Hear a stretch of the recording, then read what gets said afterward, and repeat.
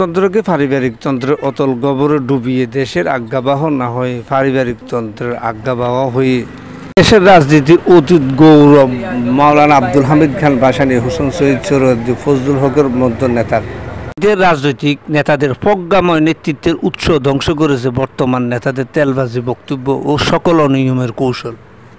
সকলের মনে আছে আওয়ামী লীগ ক্ষমতায় থাকাকালীন পারিবারিক তন্ত্রের প্রতি আজ্ঞাবহ হয়ে শেখ হাসিনাকে খুশি করার জন্য অনেক নেতাই বঙ্গবন্ধুকে আল্লাহর ওলি বা পীর বলে দাবি করেছেন, অথচ একসময় তারা এই লুটতরাজ করে দেশ ছেড়ে পালিয়েছেন।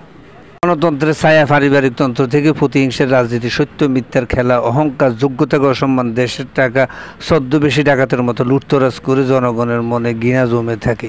একসময় ক্ষোভের প্রকাশের চিত্র দৃশ্যমান। এই পুরনো দলটির এমন পরিণতির জন্য পুরো দলের নেতা এবং নেতৃত্বই দায়ী। পারিবারিক তন্ত্রে তেলবাজি বেশি, যার ফলে গণতন্ত্রের যোগ্য নেতৃত্ব এখনো আসতে পারেনি।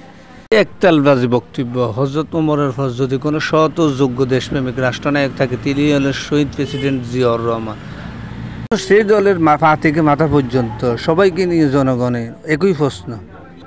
5 আগস্টের পরে অলি গলি সিবা সাবা যত আছে, আগে আওয়ামী লীগকে চাঁদা দেওয়া লাগতো 200, এখন অলি গলিতে বিএনপিকে চাঁদা দেওয়া লাগে 600। কয়গুণ বাড়ছে? 4 গুণ। দেশের রাজনৈতিক নেতার কালচার, নৈতিকতা দেশ ও জাতির দেশপ্রেমের সাথে অনুসরণ করে, আর আমাদের দেশে প্রতিহিংসা, সাদাবাজির নানা অনিয়ম, দুর্নীতি অনুসরণ করে। এমন অবস্থা হয়েছে যে সরকারি সকল কর্মক্ষেত্র রাজনীতি, ফলে সেই জায়গায় তোষামোদী তেলবাজি যদি চলে, দেশপ্রেম নাই, সততা নাই, ইমানদারি নাই, দেশের অর্থ ভাগাভাগি করে লুণ্ঠন করে দেশকে দুর্বল করে ফেলেছে। সরকারি কর্মকর্তা কর্মচারী আমলা যদি দেশপ্রেমের সহিত দেশের সেবা করে, তাইলে রাজনীতিবিদদের তোষামোদী করার প্রয়োজন কি? প্রতিনিধিরা যদি সৎ থাকে তাহলে দুর্নীতিবাজরা পালিয়ে যাবে। দুর্নীতির এখনই তেল দিয়া মারা শুরু করে দিচ্ছে যে কে ভবিষ্যতে আসবে। এখনই দেখি যে কোনো নেতা যদি আসে আমাদের অফিসে, আমাদের একজন এডিশনাল সেক্রেটারি, একজন জয়েন্ট সেক্রেটারি, নাহলে একজন ডেপুটি সেক্রেটারি, তার পাশে হাঁটা এখনই শুরু করে দিছে। বাট এটা this is a very bad side. তেল ছাড়া অবশ্য কারোই চলে না, বাট ওই পরিমাণ মতো দিয়ে, আর আপনারা এখন এত বেশি দিয়ে ফেলছেন, নিজেরটা শেষে গিয়ে ফেলতেছে। এই তেলবাজির একটু যত তাড়াতাড়ি সম্ভব আপনারা বন্ধ করুন। যোগ্য আর দুর্নীতিবাজরা তেলবাজি করবে তাদের পদবি আর দুর্নীতির উৎস ঠিক রাখার জন্য। এইসব তেলবাজদের জন্য দেশে যোগ্যতার কোনো মূল্যায়ন হয় না। একটি দেশের সার্বিক নিরাপত্তার জন্য এরা হুমকি, কারণ এরা যে কোনো সময় নিজের প্রয়োজনে মির্জাফরের আসনে বসে পড়বে।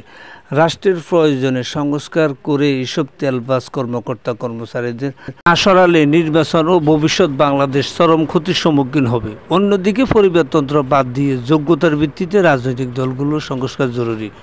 না হয় এই তেলবাজি অযোগ্য নেতা দেশ ও জাতির জন্য কোনো কাজে আসবে না। অতিরিক্ত দুর্নীতি করার পরে দুর্নীতিবাজরা আজ দেশকে নিজেরা বিশ্বাস করতে পারতেছে না যে কোথায় চিকিৎসা করালে তাদের চিকিৎসা ভালো পাবে। দেশের দুর্নীতিবাজরা জনগণের কাছে অভিশাপগ্রস্ত, এখনো কি তারা বুঝবে না? স্বাস্থ্য খাত বাংলাদেশ এবং অন্যান্য রাষ্ট্রের জন্য এমন একটা পীড়াদায়ক জায়গা, যদি আপনারা দুর্নীতি বোঝার চেষ্টা করেন, আপনারা একটা বড় জায়গা দেখবেন যে মানুষ অথবা কর্মকর্তা, সরকারি অফিসাররা যারা দুর্নীতি করেন, তাদের যে মোটিভেটিং ফ্যাক্টরগুলো কাজ করে, তার ভিতরে একটা হচ্ছে আমি অসুস্থ হলে আমি ভালো চিকিৎসা কোথায় করব। সুন্দর একটা দেশে যারা দায়িত্ব পালন করেন তাদের কি কোনো দায়বদ্ধতা নেই দেশ ও জনগণের? সকল ভিভিআইপি, সকল মন্ত্রী এমপিদের এবং তাদের স্বজনদের বিদেশে যাওয়া, উন্নত চিকিৎসার নামে বিদেশে যাওয়ার উপর নিষেধাজ্ঞা আরোপ করেন, রাতারাতি দেখবেন স্বাস্থ্য খাতের ব্যাপক উন্নতি হবে।